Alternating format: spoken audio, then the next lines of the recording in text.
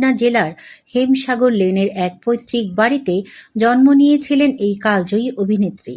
পাবনার আলো বাতাসে বেড়ে ওঠা সেই ছোট্ট মেয়েটি একদিন জয় করেছিলেন কোটি ভক্তের হৃদয়।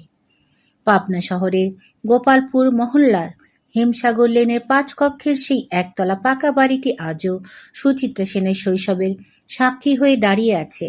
বাবা করুণাময় দাশগুপ্ত ছিলেন পাবনা মিউনিসিপ্যালিটির স্যানিটারি ইন্সপেক্টর, আর মা ইন্দিরা দাশগুপ্ত ছিলেন নিভৃতচারী গৃহিণী।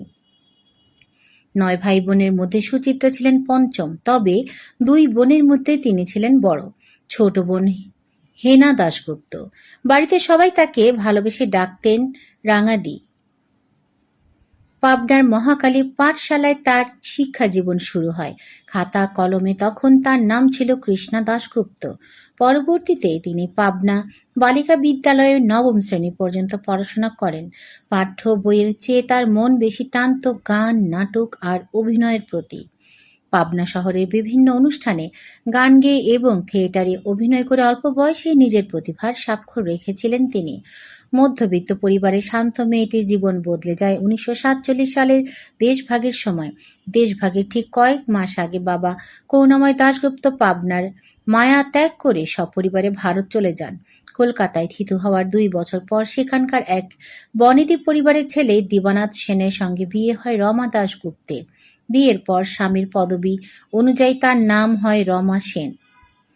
চলচ্চিত্র জগতে পা রাখার সময় পরিচালক সুকুমার দাশগুপ্তের সহকারী নীতিশ রায় তার নাম বদলে রাখেন সুচিত্রা।